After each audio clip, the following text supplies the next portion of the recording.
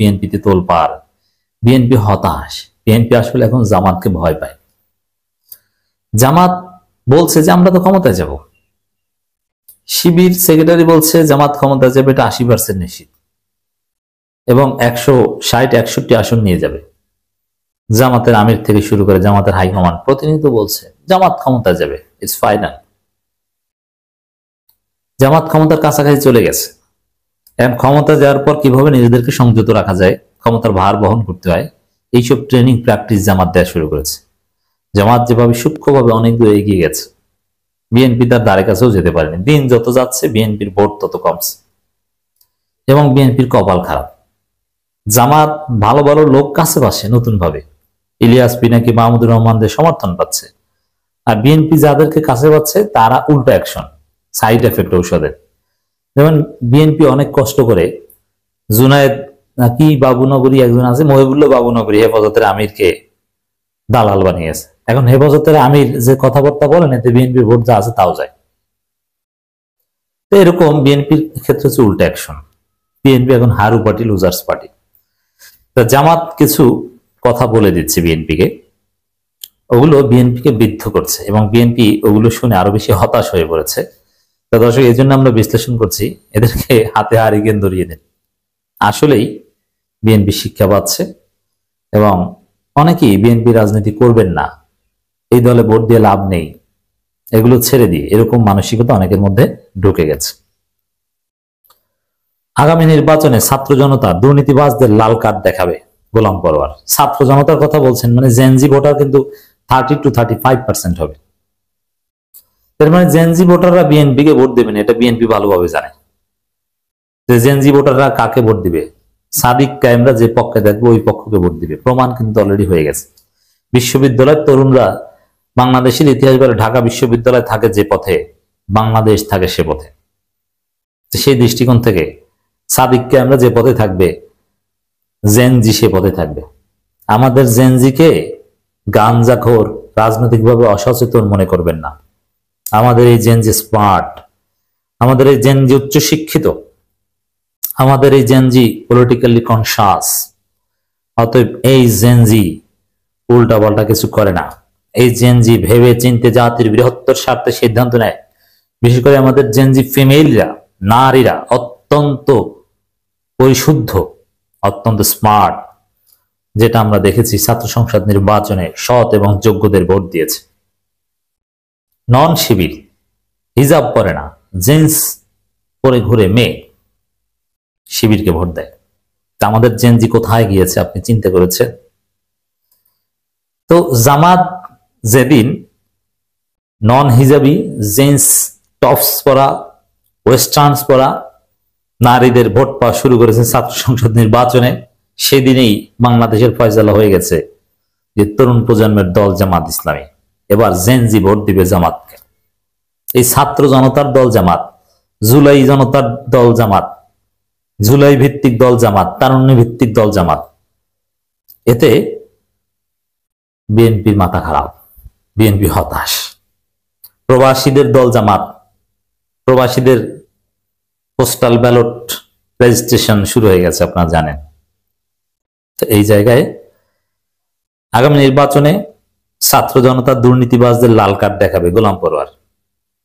এই সব কথাবার্তা তো বিএনপিকে আরো বেশি হতাশ করে, মানে জামাত ক্ষমতায় আসবে। তো দর্শক, দুর্নীতিবাজদের লাল কার্ড দেখাবে এর অর্থ কি? বিএনপিকে লাল কার্ড দেখাবে। চান্দাবাজদের লাল কার্ড দেখাবে এর অর্থ কি? ধানের শীষকে লাল কার্ড দেখাবে।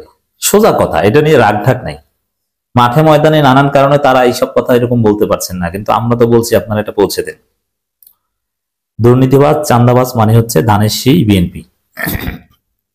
বাংলাদেশ জামাত ইসলামীর সেক্রেটারি জেনারেল অধ্যাপক মিয়া গোলাম পরোয়ার বলেছেন, বিগত 54 বছরের শাসন আমলে রাষ্ট্রের শাসন, অর্থনীতি, বিচার ব্যবস্থা, কৃষি, শিক্ষা ও সংস্কৃতি সহ সব ক্ষেত্রেই জনগণ প্রত্যাশা পূরণ হয়নি। আগামী নির্বাচনে ছাত্র জনতা সহ পুরো জাতি দুর্নীতিবাজদের লাল কার্ড দেখাবে। মূলত জামাতের এই নজিরবিহীন আত্মবিশ্বাসের একটা ভিত্তি হচ্ছে এটা, গত 54 বছরে মানুষ বঞ্চিত হয়েছে, প্রতারিত হয়েছে। বিএনপি, আওয়ামী লীগ, জাতীয় পার্টি পারে নাই। জামাত পারবে, মানুষের এই বিশ্বাস আছে, অ্যাট দি সেম টাইম মানুষ জামাতকে অ্যাটলিস্ট পরীক্ষা নিতে চায়, জামাত পারে কিনা দেখি, সুযোগ দিয়ে দেখি। এবার জামাতকে সুযোগ দেওয়ার সিদ্ধান্ত নিয়েছে। অতএব জামাত ক্ষমতায় যাবে, এটা নিশ্চিত হয়ে যাচ্ছে। খুলনা 5 আসনের ডুমুরিয়া উপজেলায় একটা প্রোগ্রামে জামাতের সেক্রেটারি জেনারেল কথা বলেন, সেখানে সাদিক কায়েমরা ছিলেন এবং সাদিক কায়েমদের আকর্ষণ এখন শিশুরা পর্যন্ত আসে, নারীরা আসে। বাচ্চারা তার বাবাকে বলে যে আব্বা, সাদিক কায়েম যতক্ষণ পর্যন্ত এই এলাকায় থাকবে ততক্ষণ পর্যন্ত তুমি আমাকে সাথে নিয়ে থাকবা। সাদিক কায়েম এখন শিশুদের আইকন, বৃদ্ধদের আইকন, নারীদের আইকন, জেনজির তো আইকন, জেনজির তো প্রতিনিধি, জেনজির তো নির্বাচিত প্রতিনিধি। এই সাদিক কায়েমরা যে পক্ষে, তারাই তো জিতবে। It's very normal.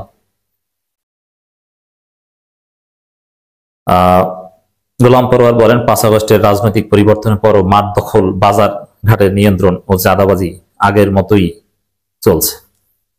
কারণ এটাই তো জামাত ক্ষমতায় আনবে। চাঁদাবাজি যদি বিএনপি না করতো তাহলে বিএনপির সাথে জামাত পারত না। This is very final. BNP চাঁদাবাজি করে জামাতকে ক্ষমতায় আসার রাস্তা তৈরি করে দিয়েছে, এটা আমি বিশ্বাস করি। জামাত ভালো, কিন্তু বিএনপি এত বড় ভুল না করলে এত সহজে জামাত ক্ষমতায় আসবে বা এতটা নিরঙ্কুশ সংখ্যাগরিষ্ঠতা নিয়ে, এটা আমরা মনে করতাম না। কিন্তু আমরা দেখেছি যে বিএনপির চাঁদাবাজিটি বিএনপির গলার কাটা, এবং এটা জামাতকে খুব সহজ করে দিয়েছে। আবার ভারতের কোলে ওঠা নানান কারণে জামাত খুব সহজে ক্ষমতায় আসতে যাচ্ছে। এই জন্য জামাতের নজিরবিহীন আত্মবিশ্বাস।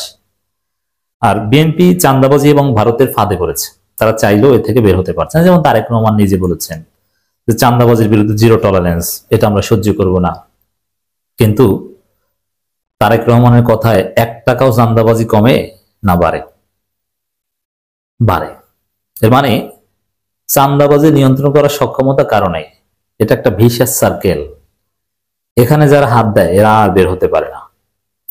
খালিদিনা ফিহা আবাদা। এর মানে যতদিন পর্যন্ত এই জাতীয়তাবাদী চাঁদাবাজি পার্টি আছে ততদিন পর্যন্ত চাঁদাবাজি করতে হবে, এটা একটা সার্কেল। কারণ ঋণ হয়েছে, ঋণ খেলাপি হয়েছে, ওগুলো তো দিতে হবে। সুদি কিস্তিতে যারা পড়ে গ্রামে দেখেছেন না, ওটা থেকে বের হতে পারে না। এক কিস্তি শেষ না হতে হতে আবার কিস্তি, সপ্তাহে সপ্তাহে কিস্তি দেওয়া। রিক্সা চালক বা এরকম কিছু দিন মজুর আছে, ভাই কিস্তি দেওয়া লাগবে, কত টাকা দেন। বদলার টাকা, দিন মজুরের টাকা বিকালে আনতে যায়, কালকে সকালে কিস্তি আছে, একটু বিকালের মধ্যে দিয়ে দেন।